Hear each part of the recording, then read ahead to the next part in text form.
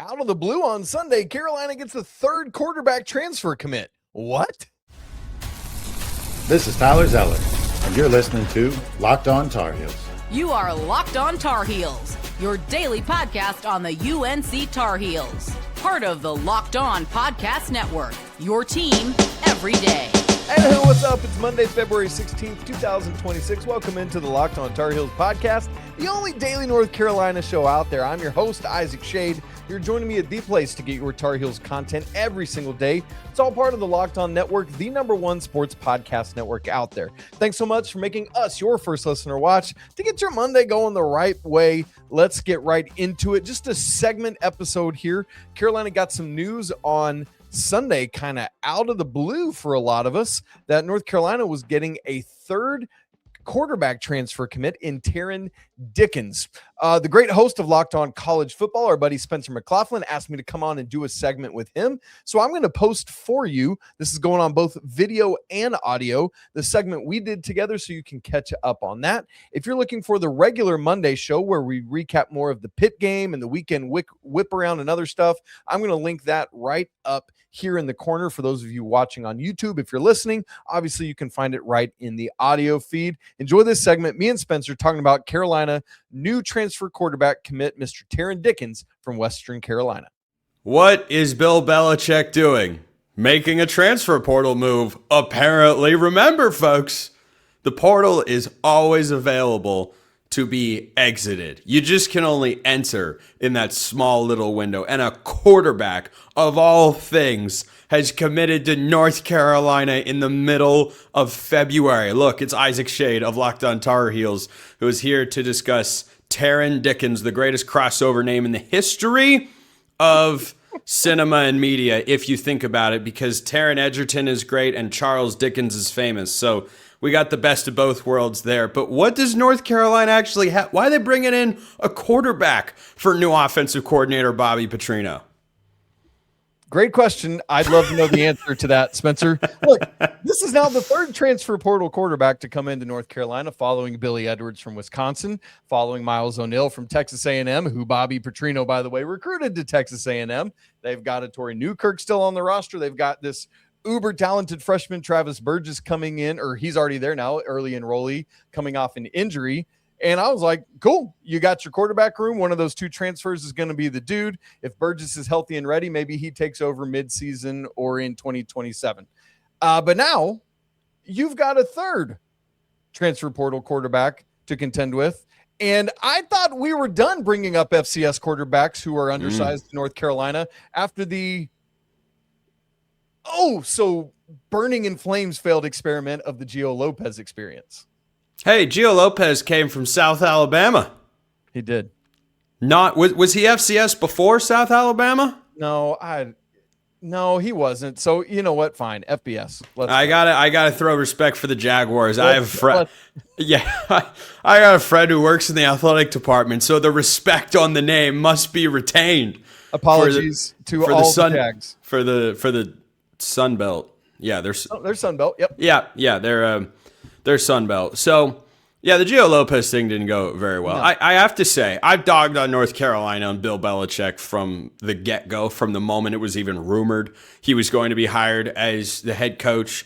They were my #1 favorite under bet from a year ago. That cashed, by the way. My under bet's a lot better than my in-season bets from a season ago. So, do you think this is just, sure, let's give a guy a chance? He's in the state or an adjourning state, not actually sure which Carolina, because we've got North Carolina and South Carolina as actual states, but West Carolina, I actually don't know off the top of my head which Carolina that's in. It is in North. It's in Kalohi, I think is how you pronounce it. It's near Asheville, basically, is where Western Carolina is. And that's when you know it's in a big city, when you got to say it's near a different city and say it's basically that city. That's exactly right. So we're like very close to like East Tennessee here is where we're talking about. Mm-hmm. No, I think it is somebody who could, from a talent standpoint, somebody who could legitimately come in and battle for QB1 along with Edwards and O'Neal. Last year only played 9 of the 12 games for Western Carolina, and yet still passed for 3,500 yards, still threw 38 touchdowns and just 2 interceptions. 74% completion rate, but he's 5'11", he's 180. And so there's like that. Clearly the numbers and the talent are there. Was one of like basically considered one of the best quarterbacks at the FCS level last year, but can he go to the ACC out of that? I don't know. When you've got these other two guys coming in from the Big Ten and the SEC who have done it at those locations. Obviously for Carolina, they're coming off a back-to-back years of quarterback carousel after the Drake Maye and Sam Howell eras, right? And so it's like they're trying to find who it's going to be. Spencer, what I struggle with is it's like at some level, I like to have a bunch of bodies in the room and who rises to the top, but also does that muddy it and make it more difficult than just like, here's our guy or here's our two guys, let them battle it out. I've been having trouble weighing that throughout Sunday as I've thought more about this commitment. Let me tell you about Indeed. Workplace chaos, deadlines stacking up, inbox overflowing, and the one position you've still got to fill is sitting right there open.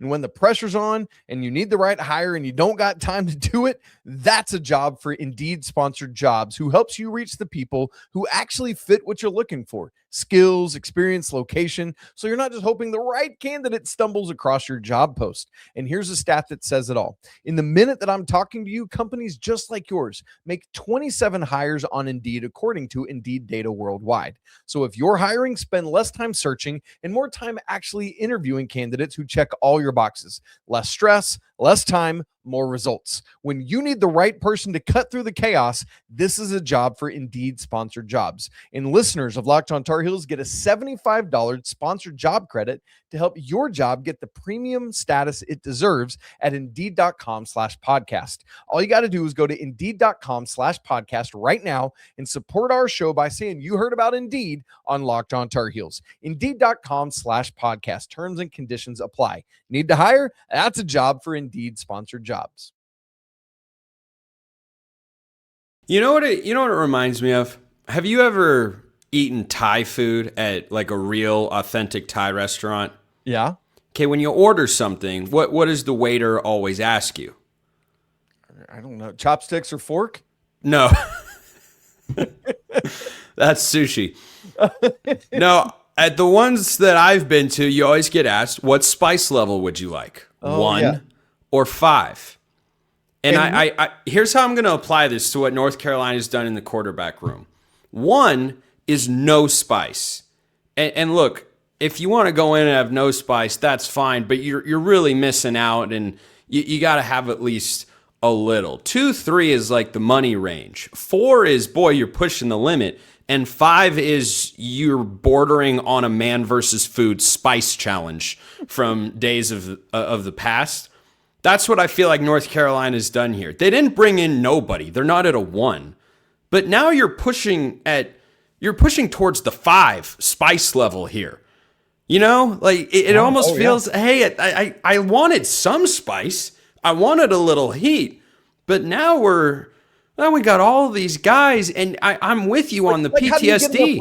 How do you get enough reps for everybody to make sure who's your dude? You know, like I don't know. Yeah, I don't know. If I'm gonna put an optimistic spin on this, there are 2 names that come to mind. I'll give you the first one: Diego Pavia. Yeah, Diego Pavia was just in New York City.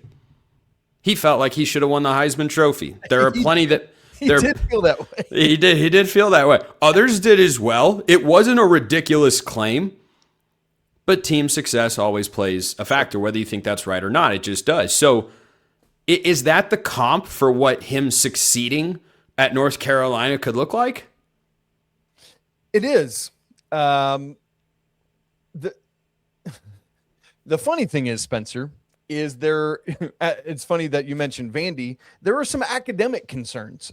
Those are the reasons he missed those 3 of those 12 games last year, is he had gotten caught up in a little AI incident with and so had been suspended for the school. And so it's like, are there going to be issues getting into Carolina? Or actually, you know, it's one thing to commit. It's another thing to be like, yeah, I'm accepted and let's go. And so like, you know, I mean, it's February. This semester's already going. And so what, like, as we sit here talking right now, I don't know the particulars on Is there a way to get him in this semester, or is that ship well past sailed? Because I'm a professor and we're about to start week 6 of the semester here on Monday, right? Or is it like, great, you committed, we'll see for summer school, And so that's another issue, is just even eligibility of getting there and getting worked in. Here's the other positive spin I can put on this edition. I don't remember the exact date, but one off season ago, around this time, on this very program, I discussed with another illustrious host at this network, a one Stephen Willis, the puzzling addition of a move that saw Ole Miss bring in a Division II quarterback transfer. What the heck are they doing? I mean, Ferris State is where? Who? Trinidad who? He's now in my rundown over there, as you can see in the background watching on YouTube. He's done a few things since then. So that was my other thought. My first one was why I thought you had to get. I mean, you brought in Billy Edwards. Let's not act like he's a shoo-in to be the best quarterback in the ACC or anywhere close to it. But my other thought was, those guys that are playing at a lower level, you can make the case FCS is above Division II, Isaac. So maybe Bobby Petrino, who's got a great track record with quarterbacks the last couple of years, maybe he knows what he's doing with this guy. That's absolutely right. My immediate pushback is also that FBS and Gio Lopez is above FCS. So that logic falls apart for me. But dude, spot on with Bobby Petrino. I am excited, very excited about the possibility. And quite frankly, any step forward for North Carolina's offense, shouts to our Mazda moving the game forward moment. Any step forward for the North Carolina offense is a step from the ground level of the building, right? And so Bobby Petrino is going to have opportunities to see these guys. I trust his eyeballs. I trust his ball knowledge. I trust the brain trust of he and Bill Belichick together to know a thing or two about quarterbacks and to get figured out who is going to be the best out of these dudes, and let's figure it out and make it happen. And so, from that regard, let's roll the dice. Let's see what's going to happen. Very quietly, this has become one of my favorite pending quarterback battles in the spring. Georgia Tech is near the top of that list. Maybe Syracuse, Steve Angeli, Malachi Nelson, maybe amongst others. Those are just ones that I'll maybe some random lacrosse player again. We'll find out. We'll find out, won't we? Isaac Schade, Locked on Tar Heels. Great as always, my man. Appreciate everyone listening. I will see you next time. And until then, hope you all have a wonderful rest of your day. Big thanks to our buddy Spencer for having me on Locked On College Football to talk about Tarn Dickens a little bit. Hope you enjoyed just that quick little snippet. As a reminder, we've got our full Monday show out as well. Tomorrow, Dylan Mingo is announcing his commitment some point on First Take, which I accidentally called First Watch on Twitter. I was in a hurry, and it made me really hungry. So there's that. And obviously, Carolina plays at NC State tomorrow night, so we'll be live a little bit later after the game tomorrow night, so make plans to be part of that as well. All right, you guys, if you haven't subscribed to the show on video and audio, do it right now so you don't miss a second. If you have joined our Everydayers Club, that link's in the show notes, as is the link for the Locked On Tar Heels Discord. It's always a great day to be a Tar Heel, especially when you got a quarterback room full of all sorts of dudes. We'll talk to you again tomorrow, but until then, peace.